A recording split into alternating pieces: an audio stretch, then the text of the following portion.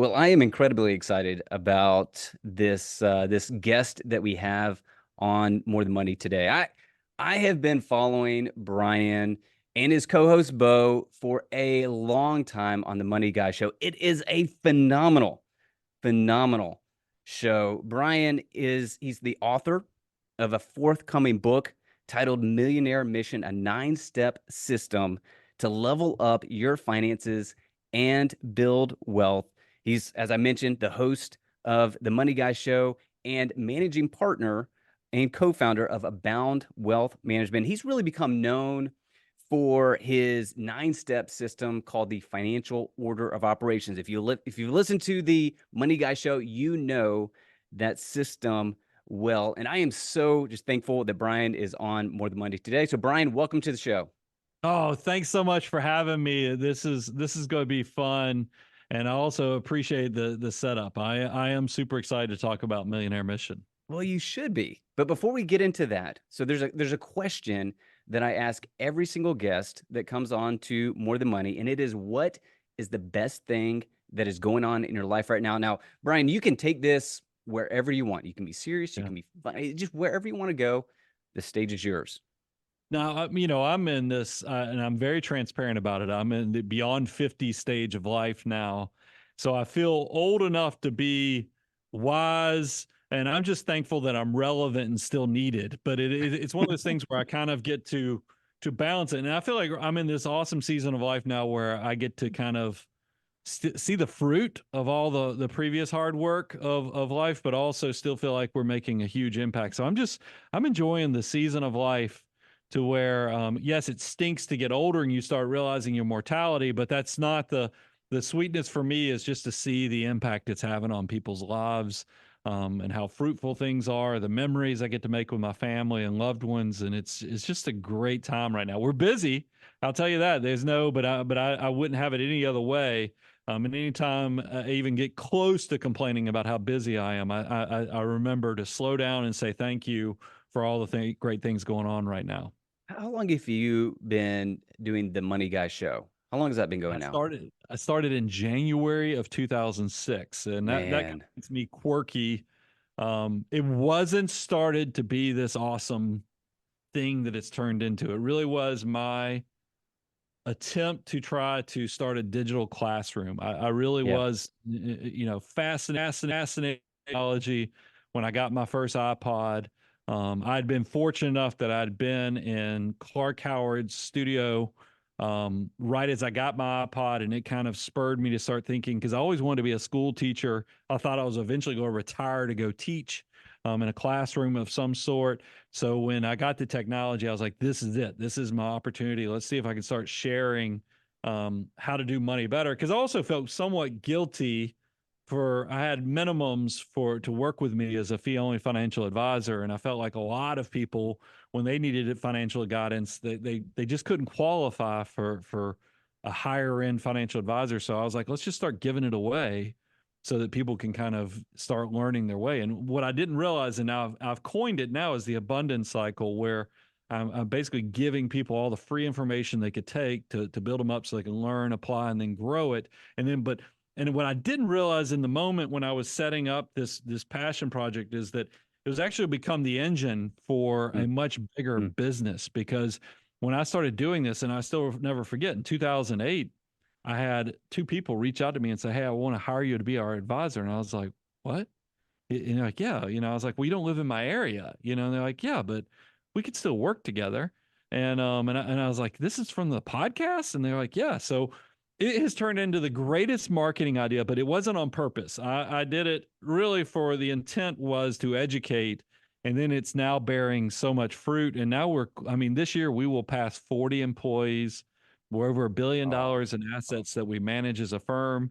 So it's kind of amazing that the pure intention has turned into something pretty spectacular. you were doing We're podcasting doing before podcasting before before podcasting was before podcast. considered cool. People So, didn't know what it was. It was kind of an odd, quirky hobby back in the day. so you've tackled the podcast. Now you have a book out, and it's titled Millionaire Mission. Why did you decide to write Millionaire Mission? Yeah, you'll one of my um unique skills that I like to say is that I kind of find the silver lining in bad moments of life. It's something that's happened several times in my life, and we had the pandemic going on in 2020, and we're all working from home. I was at the house a lot more, and I just was trying to find purpose in the chaos of the moment. And I was like, maybe this is that. I'd always been thought that on the bucket list, I wanted to write a book because this was going to be another tip of the spear type thing where, yes, I podcasted. Yes, we had a successful YouTube, but there's a lot of people that just don't get into that type of social media or that content. But I was like, but everybody reads a book or listens to a book. So I was like, maybe this is my opportunity to do that. So I started writing the outline that turned into the chapters.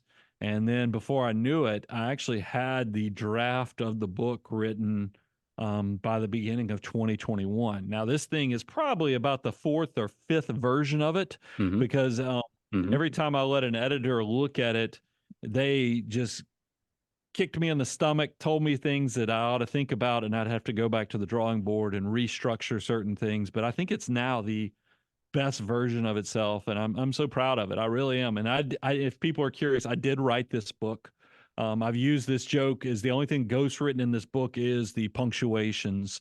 I'm not very good with adding commas, but they are ghost written commas throughout the book. But the actual content, I was able to write and get my thoughts. And I think when you read it or listen to it, you will specifically tell, yeah, there's nobody else who would write like that.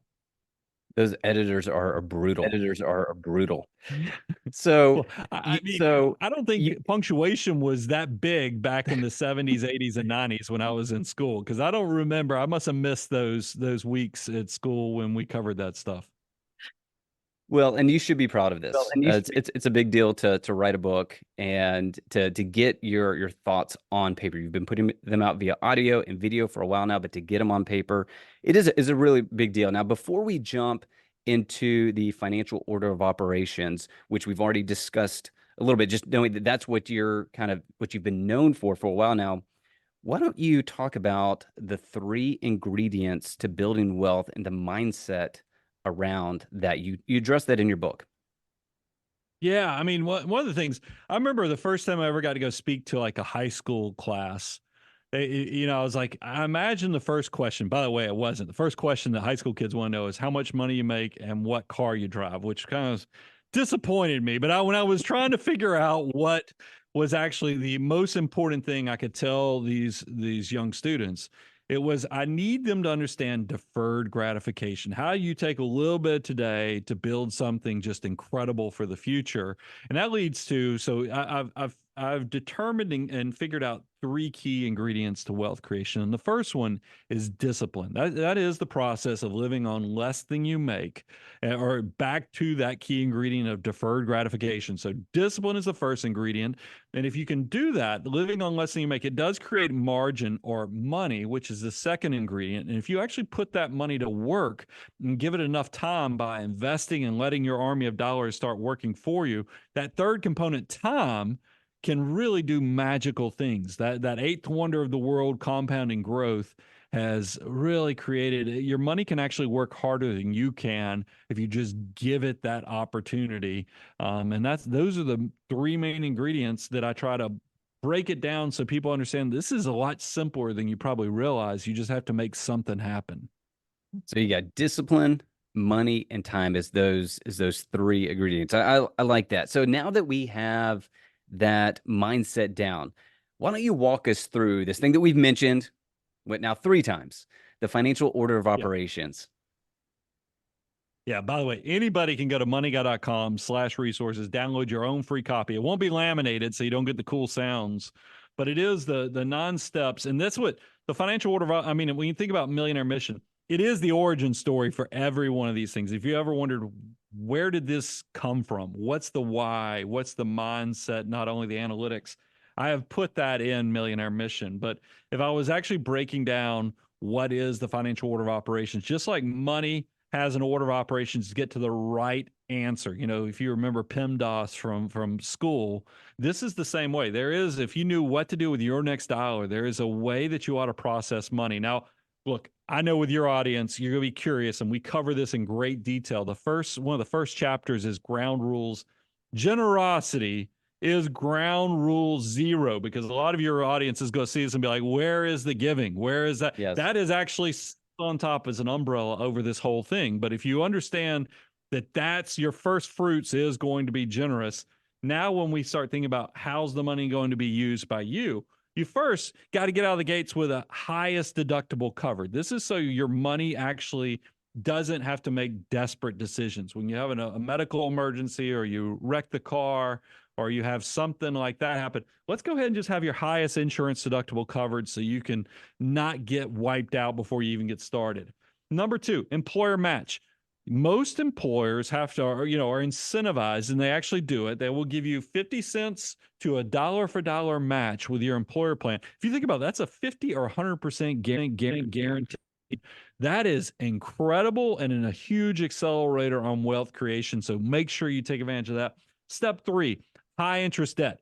Credit card interest debt is over 20% right now. That's the interest rate that they're charging. Kind of hard to get ahead when you're paying 20% interest. So that's why that's number three. Number four, cash is so important. You actually get two steps. First is highest deductible, but step number four is emergency reserves. This is when you go beyond just the emergencies. This is like, what if you get laid off? Or what if something happens that's a prolonged bad thing in your life? 3 to 6 months, at least. If you're close to retirement, it might even go up to 18 months and beyond. Then here's the exciting one. When you get to step five, this is tax-free growth opportunities. HSAs, Roth accounts, and Roth IRAs.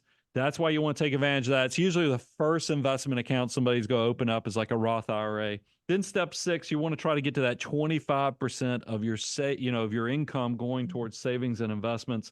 Max out the retirement, tax preferred savings.